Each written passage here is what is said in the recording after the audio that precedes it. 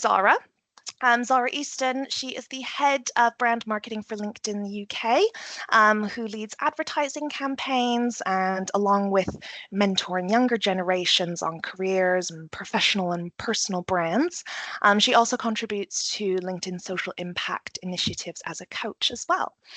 Now, with LinkedIn having over 1 billion members, it's the place to be to find opportunities. And there's no better way to kickstart your profile and start sharing your content.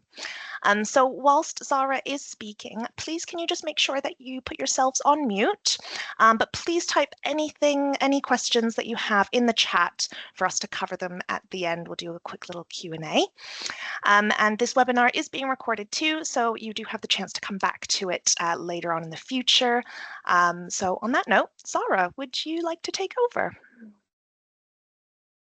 Yes, thank you. And thank you for that lovely introduction. I will just get my screen up and then you can let me know if you can see that okay. Can you see that okay? Is it all shared screen? Yep, that's great. Brilliant. I'll just get this back up. Perfect. Well, yeah, no, thank you so much for the introduction. I think, yeah, you pretty much said most of it, but I think, yeah, my kind of current role at the moment is leading the advertising side at LinkedIn. So all the kind of consumer TV campaigns and social handles. And then on the side, I have worked with, yeah, numerous different kind of charities, not-for-profits and students just to help mentor the younger generation. But obviously working for LinkedIn, we also just have brilliant training on how to get the best profile, how to have the best personal brand. So a lot of what what I teach and share is about that, because everyone wants to have a really strong profile. Whilst I cover up what we're covering, I would love just everyone in the chat just to share your current stage, you know, obviously being a graduate, or if you're still at university, where you're currently at the moment, and maybe your goal would be really helpful. And if you don't have LinkedIn, yeah, maybe just say also don't have LinkedIn in case you're completely new, but I'm guessing most people do. But yeah, that'd be great just to see that in the chat as well, whilst I have a quick run through what we'll cover. But yeah, I'll just do a really quick introduction to myself and a bit about my career journey, and then we'll go straight into kind of getting the most out of LinkedIn. And I think the main thing to call out is that everyone will have different levels of their profile and where they're at and what they're using it for. So I think there'll be like bits and bobs. So hopefully everyone walks away with some sort of nugget as well.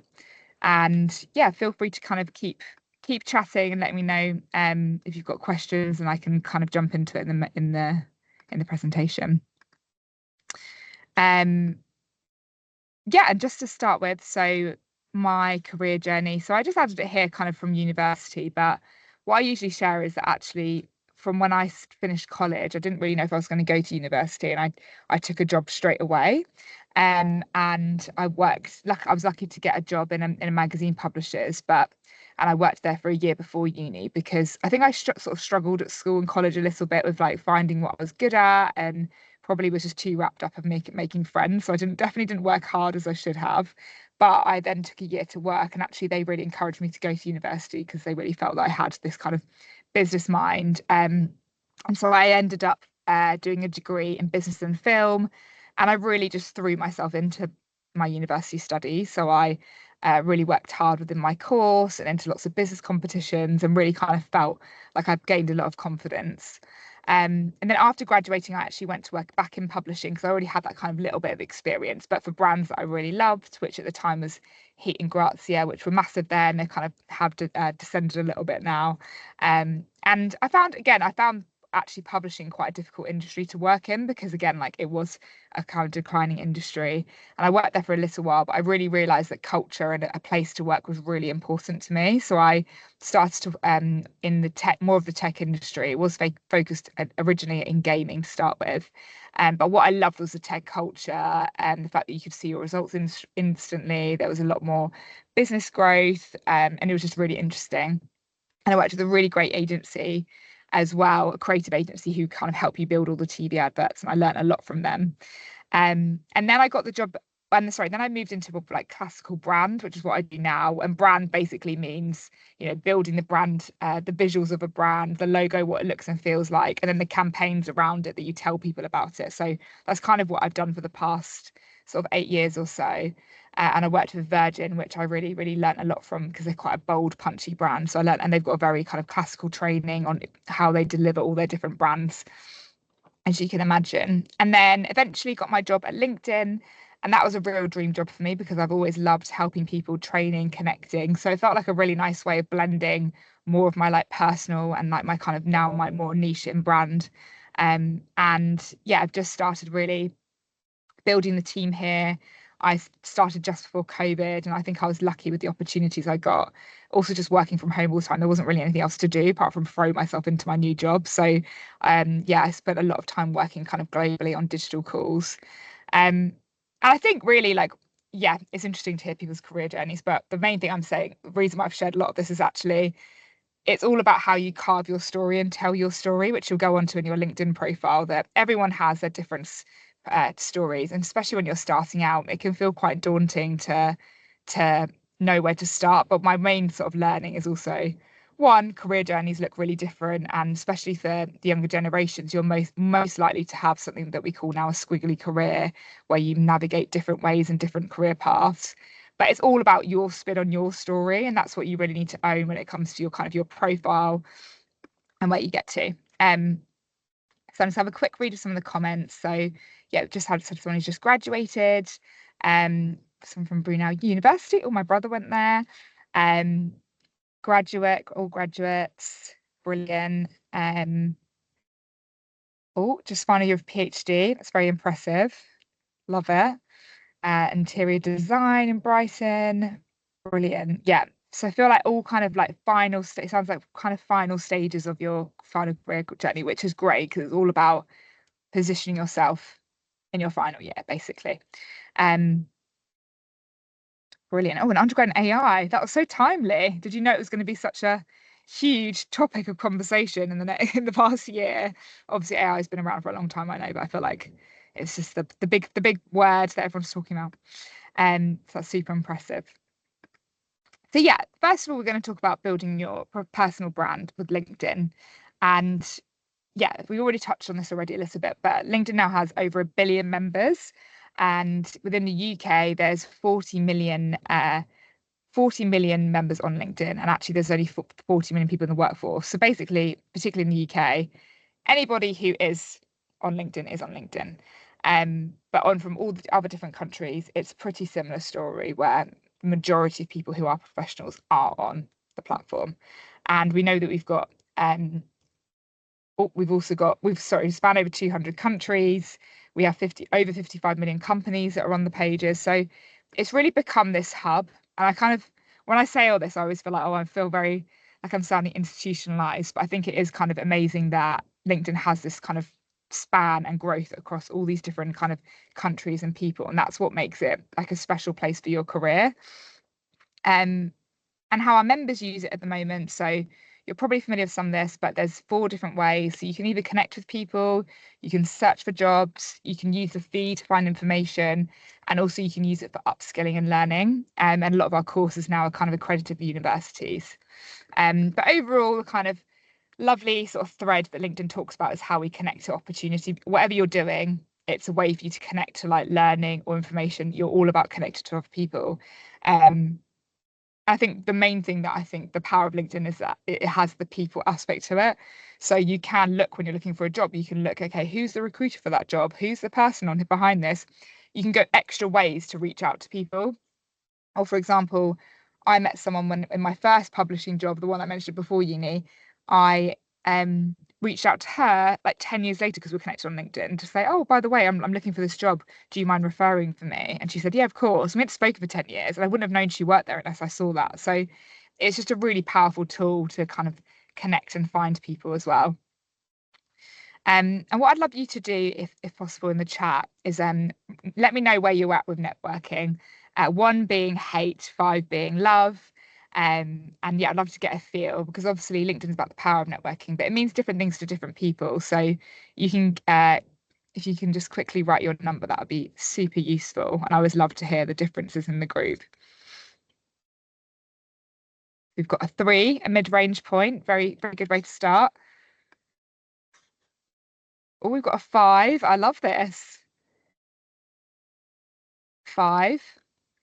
3, yeah. 4, 3. Interesting.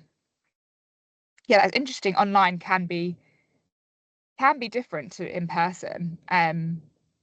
It's a really good point. I think sometimes going up to someone in a room can feel really scary, can't it? But then actually asking someone for a virtual call in a more kind of intimate way, intimate's probably the wrong word, but a more connected way, feels much more kind of straightforward, doesn't it?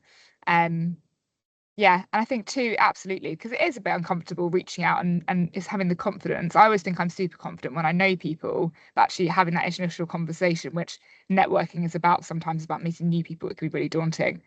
Um, but yeah, I think essentially what we've kind of learned over the time is that a lot of people feel the same. It's usually split between 50% of people kind of like it, middle range, and 50% of people see it as a necessary evil. And actually, we know that the main thing, the reason why it's important is because over 80% of people have said that it helped them get further. So my example before, actually networking is a way that you gain support from other people. So I think everyone has different takes on it, but it's about how you approach it. And the online point is really interesting because actually that's where I think LinkedIn's really interesting, where you can reach out to people in a more kind of specific and intentional way. It doesn't mean that events and different ways of meeting people in real life doesn't have a purpose, because it definitely does, but it's about different ways and kind of really having a clear intention of why. And actually, what I like about LinkedIn as well is that you have your first degree connections that you're connected with, but then once you're connected with them, you can also see who they're connected on the other kind of tiers. And we know that for a fact that people in those other tiers are usually more valuable and have other things to kind of help you with. So essentially, each time you're connected with someone, you're opening up the pool of people that you can speak to within the platform. Having said that, you can send up to 100 connection requests a week for free on LinkedIn. So, there's still huge opportunity for you to meet and network up with other kind of professionals. So that's the kind of first just little intro into LinkedIn. I didn't want to go too much into it because I'm sure you guys are familiar with lots of it, but it's just to kind of set the scene that actually there's like a lot of possibility on there. I'll just pause for a second in case there's any questions, but if not, we'll go into profiles. Just doing a quick check of the chat as well. Brilliant. Well, I will keep pressing on, but please do feel free to stop if there's anything you've got questions on. So yeah, as I said here, the profile part is the longer section because what I love to do is for people to walk away with a best-in-class profile. And so when they leave, you should know exactly what is a good profile. And really, I think that's half of it when you're looking for a job. To stand out is to have a really strong profile. And at a base, your LinkedIn profile is essentially your virtual business card. As I said before, your profile is your story, and it should represent your own personal take on what you've been doing. And I think there's a lot of kind of deliberations on like CVs and versus profiles and what it actually means. I would say your CV is kind of one that speaks to maybe more of a specific employer versus like all of them, which LinkedIn does. So LinkedIn is a bit more generic. You need to make sure that it can speak to all the different types of jobs you're applying for. Whereas your CV, it's a chance for you to maybe be a bit more tailored. That is a benefit of it. But LinkedIn kind of has an opportunity for you to show things off in a more visual way. You can share more sort of certificates. You can ask for referrals. It contains endorsements. And you can kind of now start adding rich media on there as well, which really means it's like kind of an opportunity to show off more in a creative way. There's still a place for CVs, but I do genuinely think what I've seen over the past sort of 5 years is that's really sort of slightly changed, where people's kind of first instinct is to ask people's LinkedIn profile or to look at that first and then using the CV as like a complementary piece as well. And I'll go on to this in a bit more detail, but your LinkedIn profile, we always recommend you write it in first person. So it's much more like, hi, I'm Zara. This is what I do. Great to connect, because it's your personal page. And CVs, there's a lot of kind of different views on whether you should have it written in first or like an anonymous, kind of wording. But actually, more and more, I think people do write it in first person as well. So yeah, I wouldn't worry about that too much. But I think on your LinkedIn profile, it can sometimes sound odd if I'm like, Zara is this most amazing person ever, and Zara did this, and talk about myself in third person, because I've obviously written it in my profile. So just something to think about. And then yeah, you can add various different sections to LinkedIn, but like these are some of the basic things you should have on there.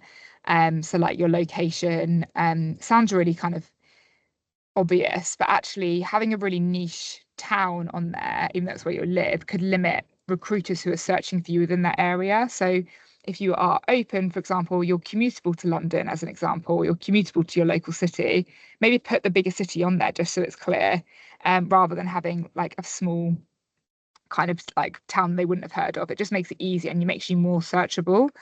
Um, and then other elements will go into is you add in your education, you add in kind of volunteer experience, and your skills. So there's different sections, and I'm going to give you the best practices for some of the kind of main ones as well. Um, and I know there's a question about paying for a LinkedIn Premium account if you're a student, which I can go more into on Premium. But the headline is one of the great things about LinkedIn Premium is that there is like a lot of AI supported features now, which helps you kind of stand out and see extra information. But what I would say is when you're starting out, all the kind of fundamentals are already for free. So this is really about if you want to kind of supercharge it. But yeah, I can share definitely more information about premium at the end as well. But what I want to give you today is a take on all the kind of free elements that are available on the platform. So yeah, first of all, this is really obvious, but having a strong profile post photo is really important. I think, I'm sorry, I've had to use myself as examples throughout this. So my profile isn't by any means perfect, but it's easy for me to critique my own than have someone else's on there. But yeah, you can kind of see here that the first thing people really look at is your photo and cover photo. And it's more about having a photo which shows off your kind of true personality, builds and confirms that they've got the right person, like because sometimes there's so many people with the same name. So if you're connecting with someone, you've met them at an event and then you search for them, it can be quite hard to find them. So make sure they've got the right person. And yeah, I think just like having a background that isn't too distracting is really important too. So think about what you use. What I would say is that, you don't need to necessarily go and pay for a professional headshot. Like you can get a friend to take a photo of you on a blank background. There might just be a photo that's been taken of you, at a wedding or an event or, out and about with your friends at dinner that you could use. I think the main things we say is like, don't try and have something which is like semi-professional, don't have alcohol within it. And you can see here, like disclaimer is that this photo is of me on a hen do having dinner somewhere, but it was lucky that the background was really clean. I'm wearing a blazer, so I look quite professional. So I ended up using this because my other headshot was about 5 years old. So it doesn't need to be super, super like professional, but just having something that shows you and builds your credibility. Oh, and the only other thing I would say here is your cover photo. So for example, for mine, which you can kind of see here, I've got a copy. So it's a very, very like generic thing, but essentially your cover photo is your chance to show off something about your personality or to just to build a visually compelling profile.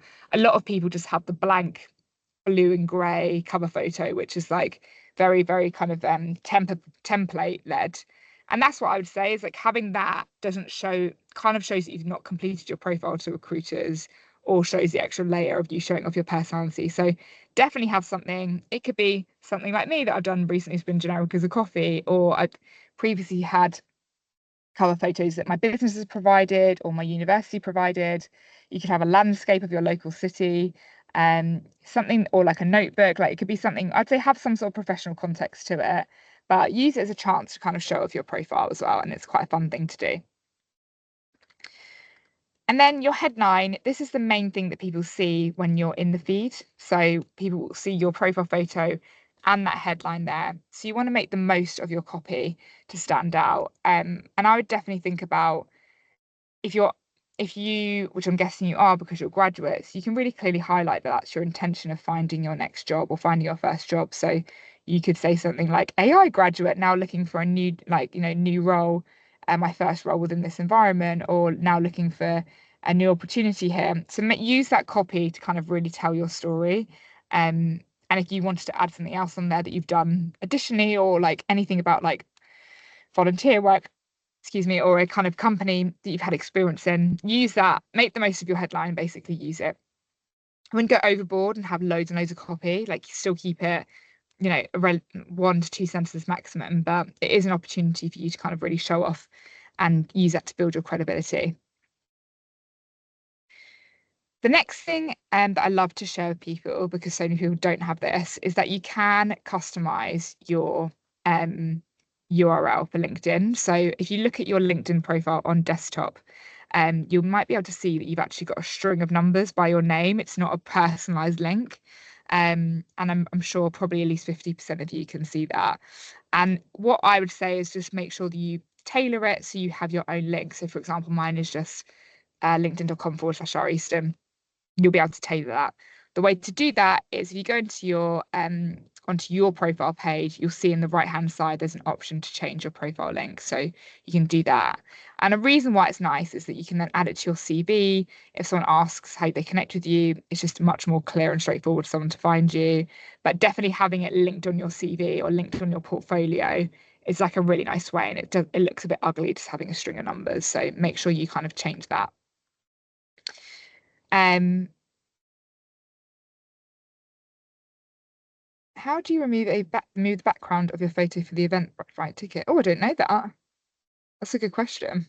That was us that did that for Oh, the promotional service for promotional yeah. reasons. But we used canva.com Oh, and just cool. simply use the remove background feature. It's really easy. And then just made it black and white as well, just to fit the branding. So yeah. Oh, I love it. That's really Mhm. cool. And actually, it's a really good reminder because I would say that I absolutely love Canva for cover photos. I think there's a trend now that people have actually been using Canva to create LinkedIn profile backgrounds, which is like a bit of a vision board of where they want to go in their career as well, which is really creative. And also just like building your CV in Canva, I feel like it just looks so much more professional having it and using it as a PDF in there versus just sending over a Word doc, which feels quite old-fashioned now.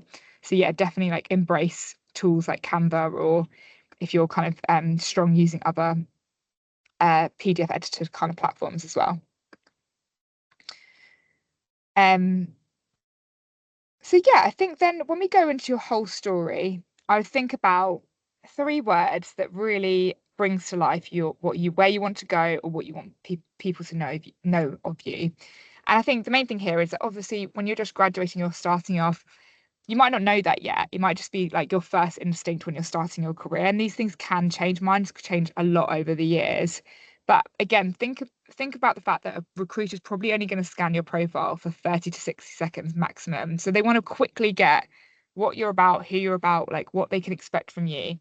And as an example for mine, I always now have in my profile something about brand because that's my specialism. I'm really creative and I love people. So wherever in my profile, whether I ask them for recommendation, where I'm writing about my work experience, I'm continuously asking people to like make sure, or I'm continually reviewing my profile to make sure those keywords stand out.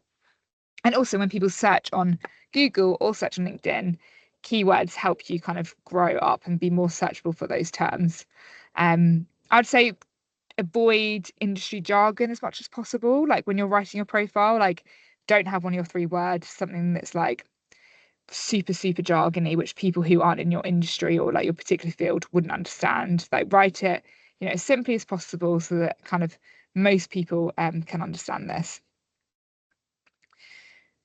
And then this is one of the main sections to show off the thing I just mentioned about your 3 words, but your about section is actually the main piece of inventory that recruiters look at on your profile and that other people read. It's just a chance to express your story really quickly and essentially is a summary before people have to go into your different profile sections. So I would always have 3 to 5 paragraphs, short paragraphs. Make sure you're sticking to 40 to 100 words, so don't write loads and loads. As I said earlier, write in first person so it feels personal. And use the time to kind of share a bit about your background, what you want to do next, and then why someone should connect with you. And write it in a really authentic way. But for example, for here, I've put what my background is. I've then spoken about what my role is, to give people a bit better idea. At the end, I've ended in with like, I love helping people and I'm doing mentoring or something like that. And it could be as simple as like, I'm a student, I've been studying this. I really love learning about, AI, creativity, technological innovations.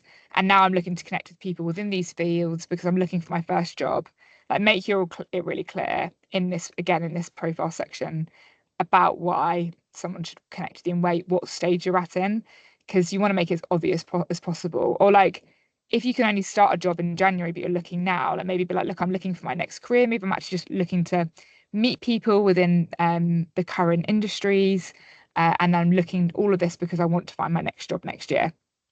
So yeah, you can essentially use it to just tell the story you want to tell. But again, make it easy as possible for people to get it. Have I missed anything here?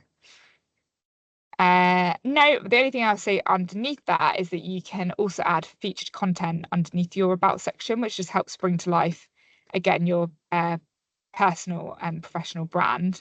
And like obviously these I've now had more like 10, 15 years work experience. So I've got some things to add on here. But even this example, the first one, isn't something that I created. It's actually just one of the adverts that I've loved the most within the industry. So here I've just actually added it onto my profile. I then said a little caption about why I love it. It's not necessarily my work, but it's bringing to life things that I've seen and that I like, because it's giving people a flavour of like my style and the things that I find interesting. So yeah, if you're really kind of thinking actually there's nothing I can add on here that I've done or links, think about like how you can just show kind of more industry knowledge.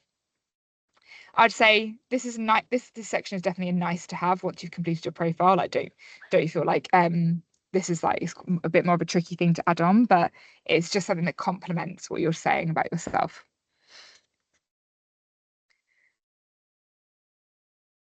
Brilliant. And then education. So obviously you can add this on as a profile section.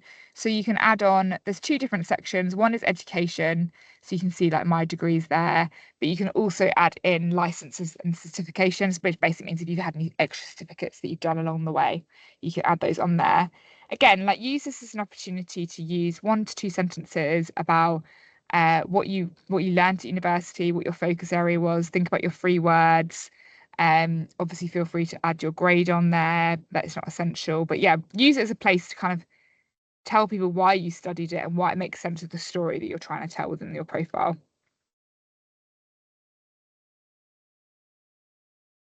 And then the next section is volunteer experience. So you may have volunteered for like a charity or for your university or for kind of anything, and it's just another way for you to tell your professional story. And actually, that you can see here, members who add volunteer experience get 6 times more profile views than those without. So actually, people are searching for this as an add-on. So if you have it and you haven't added it, definitely do.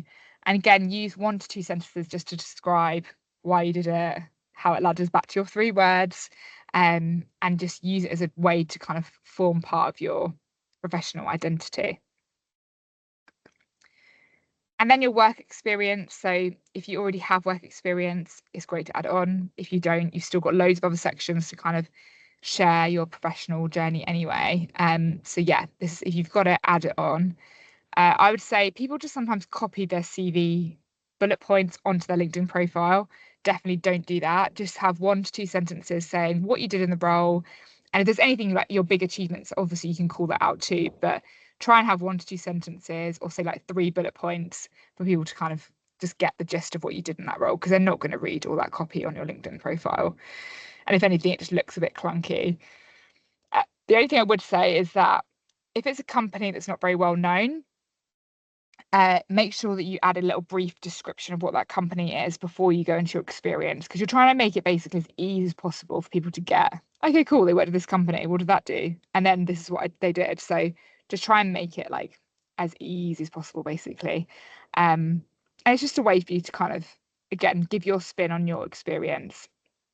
And for example, with mine, I did change slightly in what my kind of specialism area was, and I still might change again. But for example, when I worked in my first job in publishing, which was very, very analytical, I have since like slightly changed the narrative of it being more marketing led, because I did work in a marketing capacity. And it hasn't changed what I did, but I've made sure my keywords of creativity and marketing have been dialed up in those roles versus me just being very functional from a role that I did 15 years ago, which was a bit more data driven. So there's a way to spin your story as well. It doesn't mean like changing the truth. It's just about telling the story because, for example, with data, well, data is a really key part to marketing, but I've just made sure I've got the keywords of marketing surrounding that as well. Just as an example. So just think about how you're like making it all clear to your, yeah, how you make it very clear within your kind of story. Um, if you've had lots of jobs, would you mention the most relevant ones or the most recent ones? I think it's a really good question. I think it really depends on your kind of um personal career journey. On LinkedIn, there's an opportunity for you to add in like career breaks now so that there's no gaps. So you could say like, so if you took a year out and, to travel or to think about what you're doing, you can add that in to tell your story. So I think having a clear story of the why you change jobs is what I would say is important. If you're just did some, for example, if you just had sort of smaller jobs that you did on the side whilst you're traveling or whilst you're figuring things out and you don't want to list them all out, I don't think you necessarily need to. I'd say it's more about writing out the relevant roles that you have. Um, but equally, I think it's also fine just to add them on your profile and having a clear like rationale of like why you changed and what your kind of ambition was at the time. Yeah, so think of it as like whatever you add to your profile should tell your story. Equally, if you've had a really big gap, it's worthwhile putting in career break or what you were doing in that time. Or if you had multiple roles, you could just say like multiple roles whilst I was figuring out what I was doing, for example. But yeah, happy to if you've got something more tricky and you're not sure. Obviously, if you want to send me a profile afterwards and you want me to take a look, I'm very happy to do that as well, just to see if there's anything else I would change because sometimes these things are kind of very personal and person by person basis. But as a whole, it's about telling your spin on your story, with of course while sticking to like the truth and facts that you need for your kind of CV and recruitment credibility. And then for your skills, so I've always thought skills was a bit weird on LinkedIn, but actually they are important. I've learned through the training why. So essentially, skills make you searchable. So when recruiters are looking for people now, they are essentially looking for a candidate, location, and they're searching for people with those skills. So it's important for your searchability. You need to have at least 5 or more skills, and that gives you apparently 17 times more profile views than other people who don't. But for you to be searchable for them, at least 2 people need to have endorsed you for those skills. So make sure that when you add them, you get someone to endorse you for them. And just like, yeah, ask nicely and people and specifically, and people are usually really happy to do that. Again, think of your 3 words that you want to be known for, make sure they're right at the top. And yeah, I wouldn't have 30 skills. I would try and have, 10, 15 max if you like to build them out. I think having too many is a bit overwhelming and doesn't really add anything. So make it kind of as easy as possible for people to kind of read them as well. And then recommendations. So again, this can feel a little bit more scary for people to ask for, but when you finish working with someone or when you finish studying with someone or if you've met them for a course or something like that, it's such a good opportunity for you to ask someone to write you a small recommendation. On LinkedIn, it just sends the blank requests out to people, which I think you're unlikely to hear back. I think it's better to tailor a kind of custom request and ask somebody, oh, like I really enjoyed working with you on this course, or like I'm really trying to set myself up with some personal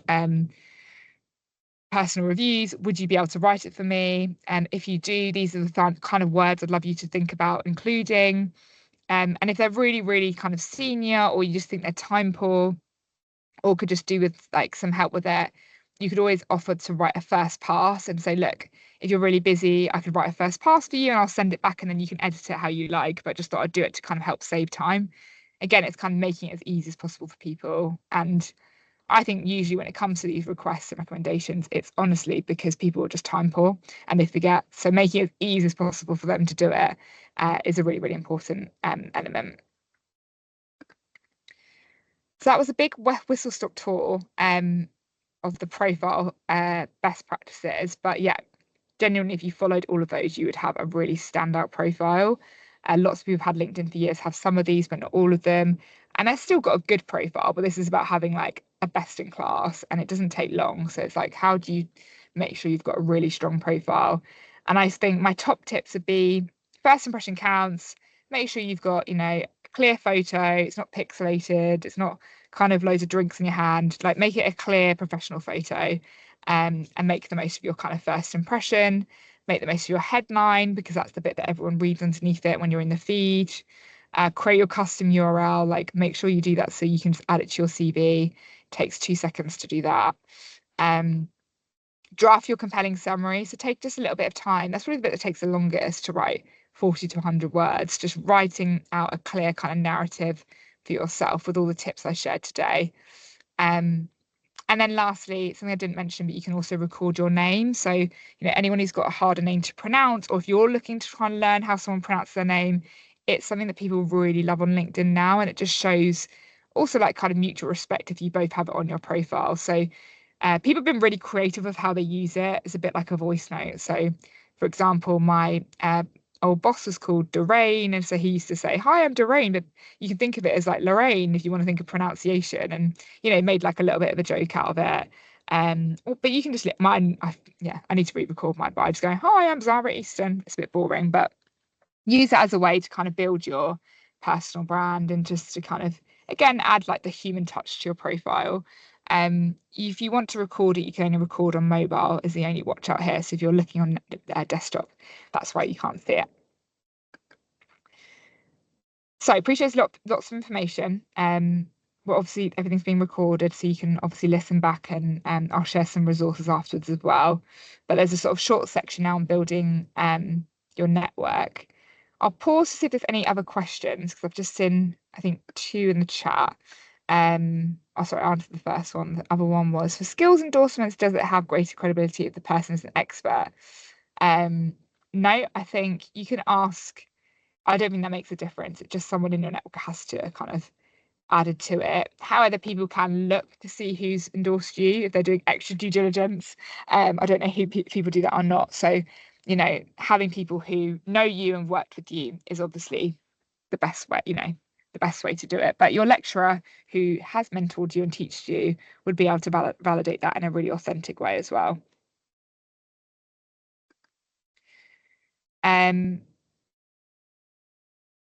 You're welcome. Cool. So for using LinkedIn for networking and content. So again, like I said before, networking can feel like a bit of a dirty word, but actually it's about helping other people and them helping you.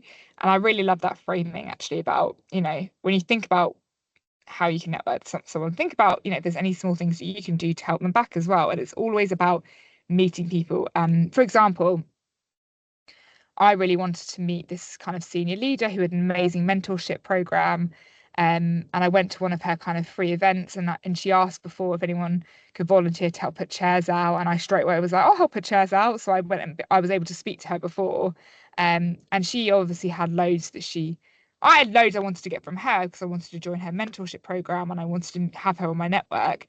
But me putting out chairs helped her out. So my small little thing that anyone, hopefully anyone able to do, then it kind of had that two-way exchange, which is great. So who should reach out on LinkedIn? I would say reach out slightly strategically. People who have a job or work at a company that interests you, someone who you've got something in common with, so maybe other graduates or other people starting out, or people just someone who's able to help you connect with your career goals. Like I said, you can connect to 100 people for free on LinkedIn per week. So think about using it to build up that network, but with a little bit of intention as well. When you send a request, similar to the referrals, I would say always make sure you tailor that request. Don't just send a blank connection request unless you just met them or like they know you really well. Obviously, they're then gonna know your name already. But if you're reaching out to someone for the first time, think about like how you can tailor that request to make it really specific, and then people are way more likely to accept. I really like the analogy that you wouldn't just walk up to like a scary networking event and hand your business card to someone without saying hello first. So think of it like that, like you're connecting with someone, like use it as the same kind of framing that actually, you're there to connect, and like how do you make it as easy as possible for them to say yes. But yeah, it can feel uncomfortable sometimes because it's putting yourself out there, but I kind of think what's the worst that can happen in terms, without the worst that can happen if someone doesn't respond, but there's so many people on LinkedIn, it really doesn't matter. And you have something to offer as well. There's loads of little things that you can do back, and you can ask them that as well if there's anything that you can do to support back. If you're looking to kind of, for example, uh, if you're looking to connect with someone because they've got a job at a company that you like the look of, or if you've seen a role open in that company, I would say think about whether they're kind of a warm connection or like you don't know them at all, and like what the scale is. And if you don't know them at all and you've never even spoken to them, rather than just being like, hey, like I'm connecting because I really want you to refer me for this job, which can feel quite a big ask, we like this framing of informational chats. So using it as more of a chance to say, hi, I'd love to connect with you. I'd really like just to spend 15 minutes on a coffee chat, virtual chat, to learn more about what you do and about the company that you work for. And use it as a way to like build your network. And I think once you've done that, then people are so much more likely to be like, oh, if I see any graduate jobs here, I'm much more likely to, I'll refer you for it. And they're much more likely to do that. So it's kind of just about making it as easy as possible for them, basically. And again, just like not going in too strong to begin with, having a bit of a middle ground where you can just get information and build your network out as well. Um, something else I was going to say on this. I think that was the main point, actually. Yeah. But yeah, using it as a way to kind of get the feelers out there is a nice kind of framing for it. If you meet someone in person, you can also there's also a QR code that's available on your profile, so you can use a QR code to connect, and that makes it even easier. So if you're at an event, you can just have your QR code there and someone can scan it. I feel like QR codes are the only thing to make a comeback in a positive way after COVID, but somehow they're here to stay and people still like using them. But yeah, it's a way again just to do things kind of quickly and seamlessly. You can also follow people on LinkedIn. So I don't know if you've seen that, but sometimes you can connect with people and sometimes you can follow. And I think, the thing here is that not everyone is going to connect back with you, especially someone like Richard Branson, who's got over 18 million followers. I used to work for Virgin. Has he accepted my connection request? No, but I still follow him because I'm like, oh, I can learn about the Virgin culture. I can learn about what the company's up to. So I still follow him, and that's absolutely fine. I don't need to be connected with everyone, although, one day it would be nice. We also shared the same birthday, which I think means nothing, but never mind. But yeah, again, it's about gaining insights and also like learning about what leaders are doing.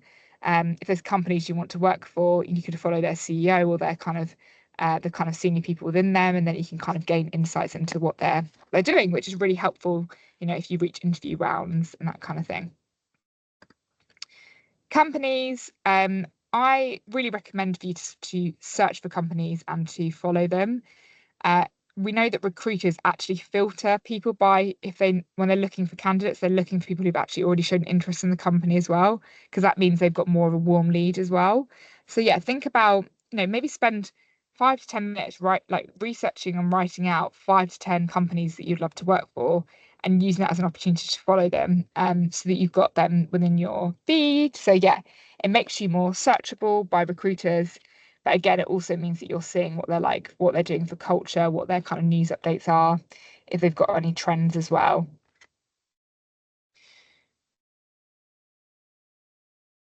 And then when you've got your network and you started to grow, it's just about investing time, I think. And this sounds like a big ask. It's not. It's more just, liking their posts. People like them. People then kind of pick up on this and they kind of share back. It's all about building your visibility on the platform, and maybe sharing different kind of posts and articles on the platform. You can join groups within the platform as well. So there might be graduate groups, there might be specific groups like, an AI group that you can read and meet people on.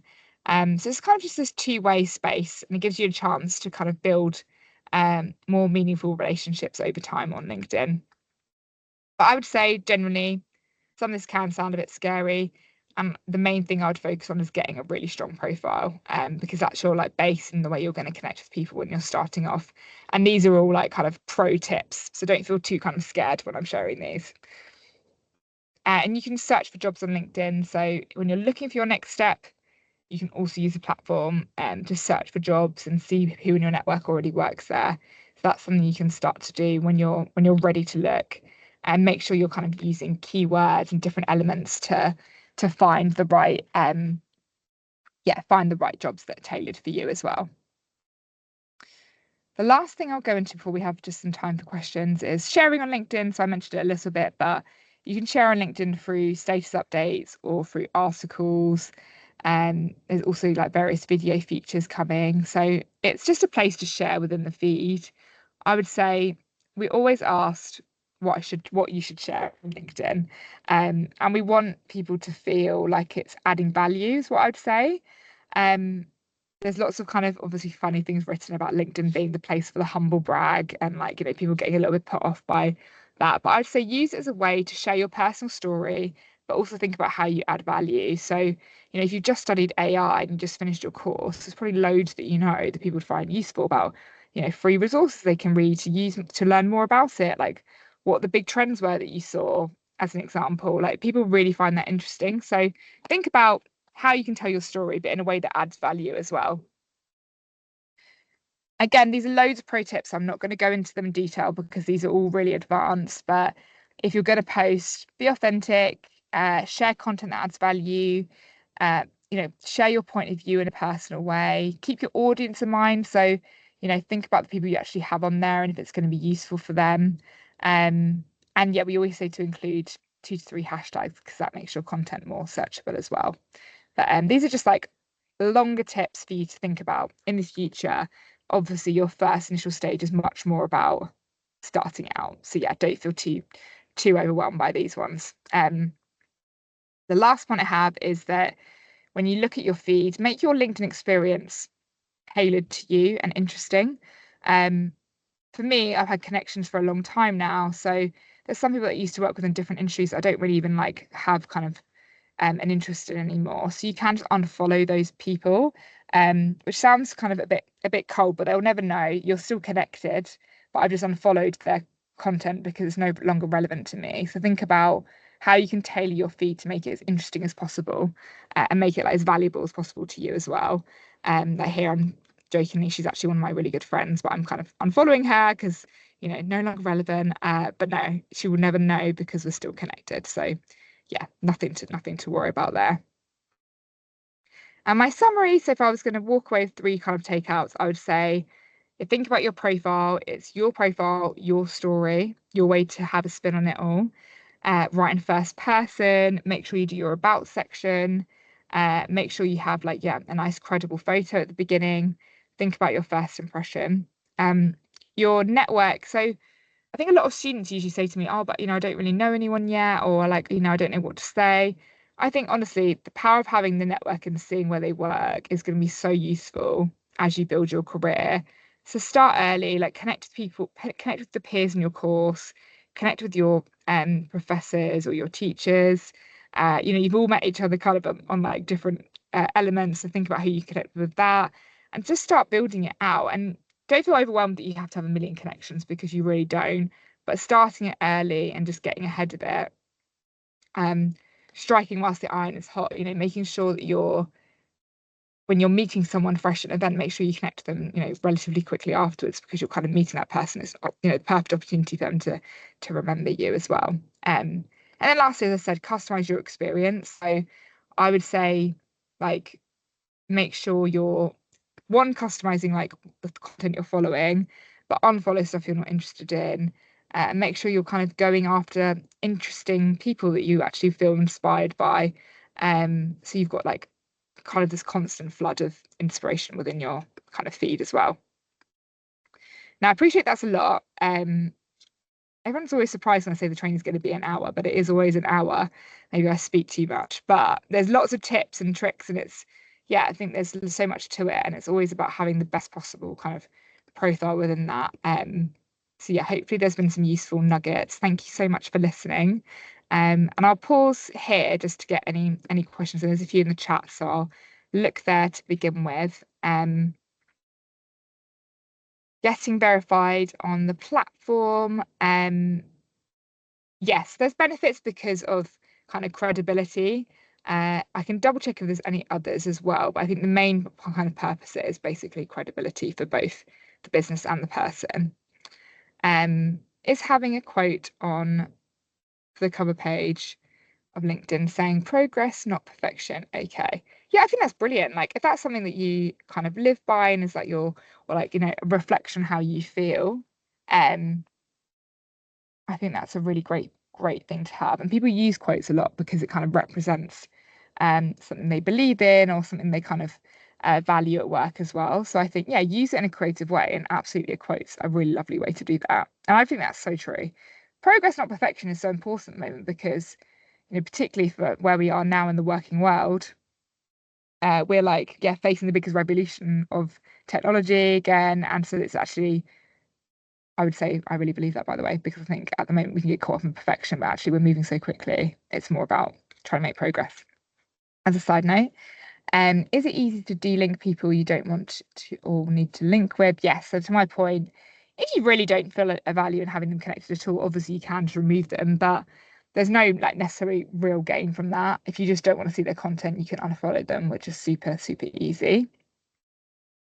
Next question. My background is in medical engineering, and I've had different job roles from engineering to manufacturing. And now my rounding up is my MSc project management. Well, I feel like you've kind of told your story there as well. Having a clear message of I was working in these roles and now I'm focusing on my MSc on project management. I'll just give a bit of like information on why, because for me, all those things you've mentioned there are very impressive. So I would just tell your story clearly. Like I started off in this, I'm now doing my MSc in project management because of XYZ, and this is where I want to go next. Like tell your story on it. Um, and if you've got lots of different jobs that didn't work out, or just that circumstances change, you can bundle them into various roles in medical engineering and have it as like a bit of a just one experience section on your profile if you don't want to keep listing out different companies. Project management is such a rated skill across so many roles at the moment. It's one of the top skills to have, so it's something to kind of really celebrate and share your kind of clear why. Thank you for the kind comment, Enzo, as well. That's brilliant to hear. And yeah, please do feel free to connect with me afterwards for someone who's just sent their profile link as well. Can you share some advice on searching for jobs on LinkedIn?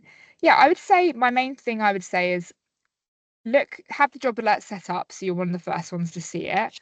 I think try and apply in the first 48 hours, mainly because recruiters get a lot of applications through and they're filtering people by when, they'll prioritize people who've applied first. But what I would say is some people get put off a lot because they say, well, this role has got 1,000 people applying, I can see on LinkedIn, so how do I have a chance? What I would say is lots of people are applying without really reading the job spec properly and just apply blankly.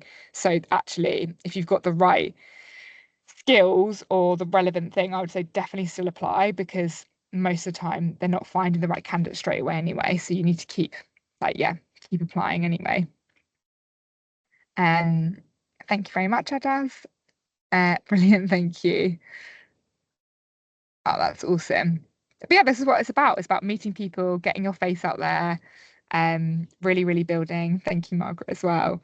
Yeah, and just starting to kind of build out your network. So yeah, I don't know if there's anything else from anyone else. If not, I will see you all on LinkedIn. Thank you so much, Zara, for all of that. I think you've answered everyone's questions as well. But yeah, thank you so much for educating us on, how to make the most of LinkedIn and optimizing your profile. It's been really great. A lot of questions, and I'm sure everyone will take all of these tips to their own profile. And a big thank you to everyone who's attended today as well. So thank you very much. Take care, everyone. Yeah, Thank you, thank you so Zara. much, everyone. Really appreciate it.